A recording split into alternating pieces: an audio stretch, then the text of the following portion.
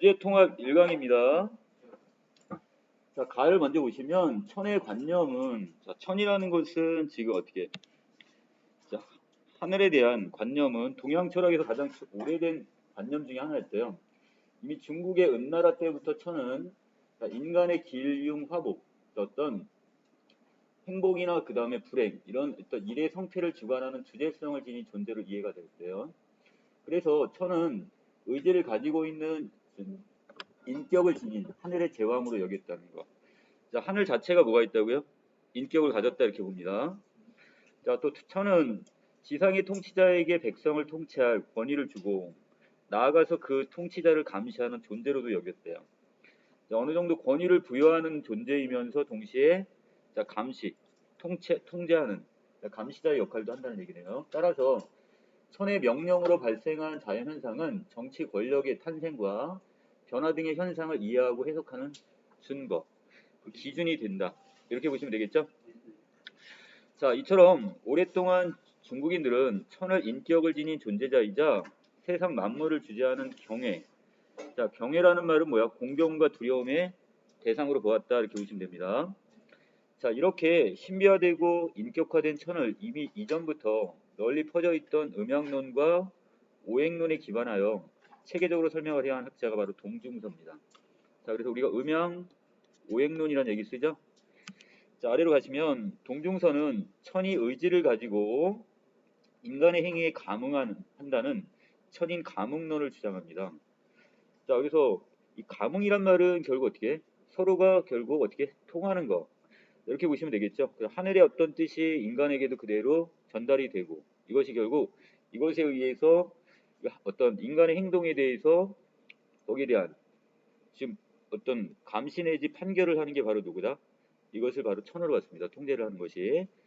자, 그는 음양이란 우주 만물을 만들어내는 상반된 성질의 두 기운이며, 자, 오행이라는 것은 우주 만물을 이루는 5가지 요소인 금, 목, 수, 화, 토 이렇게 정의를 합니다.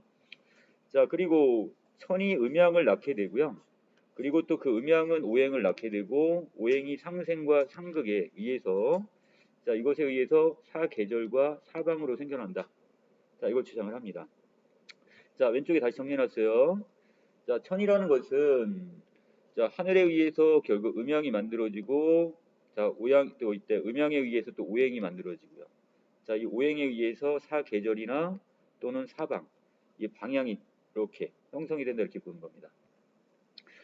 자, 그 아래로 내려가시면 즉 천은 음양의 변화를 통해서 인간과 만물을 생육하고 이것을 낳아서 기르고 또 주재하며 자연계에 일어나는 어떤 천체와 그 다음에 계절의 변화, 자연적인 현상까지도 일으키는 것이다 이렇게 주장을 합니다. 자, 또한 동중서는 천과 인간이 동일한 구조를 가지고 있다고 봅니다. 자, 예를 들어서 인간이 오장을 갖고 있네요. 이것 마찬가지로 결국 오행을 낳게 된다고 그랬죠.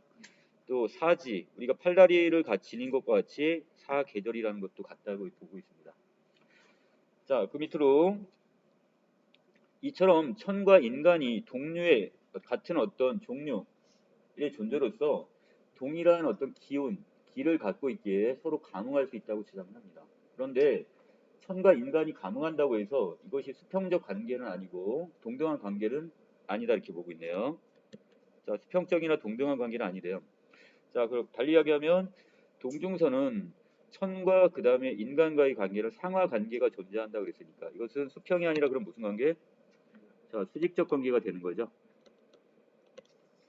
자, 천이 창조한 인간은 천의 뜻에 따라하고 또 인간 행위의 선악 판단은 자, 천의 뜻, 그러니까 하늘의 뜻에 따라 결정된다고 여깁니다. 즉, 천이 좋아하는 것이 하늘이 좋아하는 것이 선이 되고 자, 그 다음에 반대로 자, 누가 여기서 천이 싫어하는 것은 당연히 악이 된다고 보는 거죠.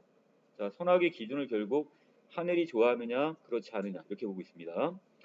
그래서 천은 인간이 선을 행하면 상을 주고 악을 행하면 그 다음에 징벌하는 것. 이거 뭐라고 했어요? 권선 징악이라고 하는 거죠.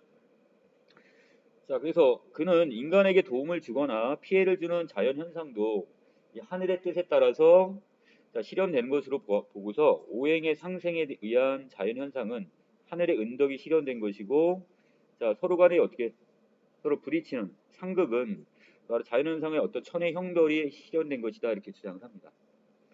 자, 이를 바탕으로 동중서는 자, 임금과 그 다음에 신하의 관계, 그 다음에 아버지와 그러니까 부모님과 자식의 관계, 자, 부부에 의해서도 모두 음양의 도에 나온 것이므로 인간은 이 하늘의 뜻에 따라 각 역할에 맞게 의의를 지키는 행동을 해야 한다고 강조를 합니다. 자, 각각 본분이 되는 것이 결국 하늘의 뜻이다 이렇게 보는 거죠. 자, 그 다음에 만약 의의를 지키지 않은 행동을 할 때는 누구도 하늘의 형벌을 피할 수 없다고 주장을 합니다.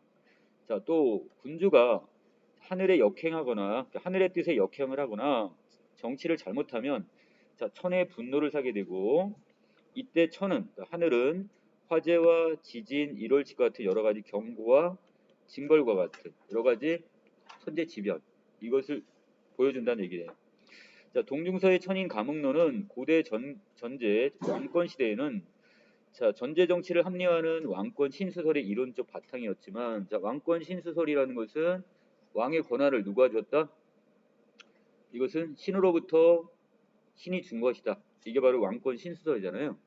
자, 그러겠지만 잘못된 정치를 하면 하늘이 군주를 바꿀 수 있음을 근거로 해서 절대적인 왕권을 통제하는 또 견제하는 방법으로 활용되기도 합니다. 그러니까 하늘 무서운지를 알아야 된다는 얘기예요. 그러니까 임금도 여기 결국 왕도 저기 결국 하늘의 뜻에 따라서 다스려야 되고 만약 거기에 거스르게 된다면 거기에 대한 어떤 여러 가지 천벌을 받는다 이렇게 보시면 됩니다. 자, 나로 내려갑니다. 고대로부터 이어진 중국인들의 천에 대한 숭배 의식은 춘추 시대를 거쳐 연이어 참혹한 전쟁 이것을 겪게 되면서 크게 약화가 됩니다. 자, 이 기준점을 지금 뭐로 본 거예요? 바로 여기 춘추 시대. 이 춘추 전국 시대를 지금 기준점으로 해서 그 이전까지는 하늘에 대한 숭배 의식이 절대적이었는데 자, 그 이후에 춘추 시대 이후에 이것이 약화가 됐다고 했으니까 여기 변화가 왔겠네요. 자, 지식의 발달로 인간은 자신의 행위에 대하여 스스로 책임져야 한다는 의식이 강화되면서 자, 천이 그러니까 하늘이 지닌 권위를 부정하게 되었습니다. 자, 이런 과정을 겪으면서 새로운 천의 관념이 나오게 되었는데 바로 천을 하나의 형이상학적 실체로 파악하는 자, 형이상학적 천도의 관념입니다. 천도라는 말을 썼네요. 자, 이때 천은 의지나 호, 자, 호자는 무슨 호자? 좋을 호자. 그 다음에 호는 미워할 호자. 자, 그래서 좋아하는 감정이나 미워하는 이 감정이 없고 단지 법칙 혹은 규율의 의미를 가질 뿐이라고 봅니다. 자, 그래서 자, 감정적인 것이 아니라 하늘은 단지 법칙과 규율의 의미를 가질 뿐이라는 얘기입니다. 자, 아래로 형이상학적인 천의 의미를 깊게 탐구한 이들은 바로 누구? 예, 공자와 그의 제자들입니다. 자, 공자를 비롯한 그의 제자들은 신비화되고 인격화된 천의 관념을 거부하며 자, 이거 언제였죠? 신비화되고 인격화된 천의 관념을 갖던 것은 위에 그 동중서와 같은 바로 춘추 전국시대 이전이 되는 거죠. 자, 이것을 거부하며 천과 인간이 하나가 된다는 천인 하빌론 이것을 주장하게 됩니다. 천인 하빌론을 주장한 학자들은 천도는 창조성과 그 다음에 생명력을 지닌 실체로서 끊임없는 생성작용을 통해 만물을 생육, 낳아서 기르는 이런 덕성을 지녔다고 지금 봤고요.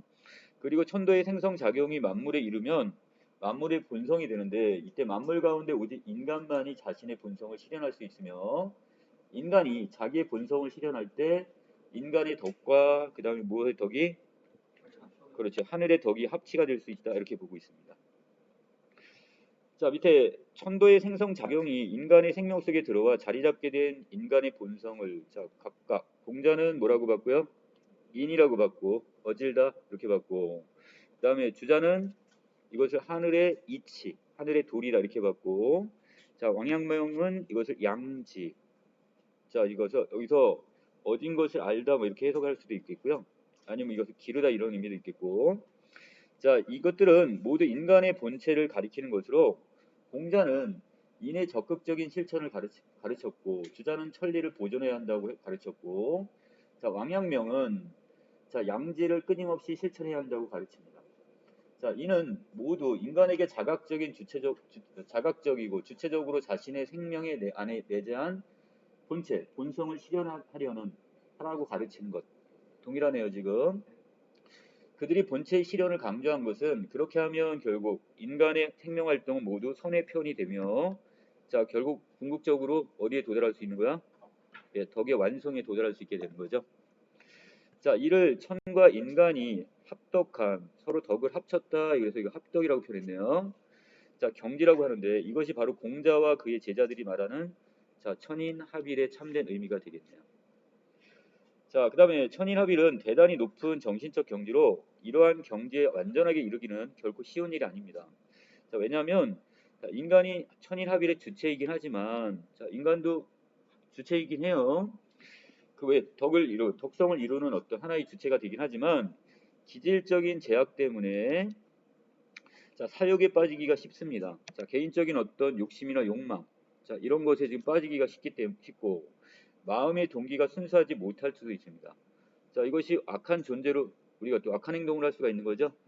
자, 그래서 선한 행위만을 끊임없이 하기는 매우 어렵기 때문에 자, 그만큼 높은 이 경지에 이르기는 힘들다고 얘기합니다. 따라서 이때 필요한 게 바로 뭐예요?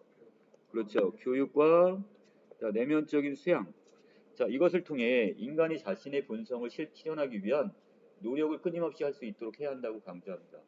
그런 노력을 해야만 궁극적으로 자, 바로 목적, 바로 천인합일의 경지에 이를 수 있게 되는 거죠. 자, 여기까지 내용입니다. 자, 이상 정리 마치겠습니다.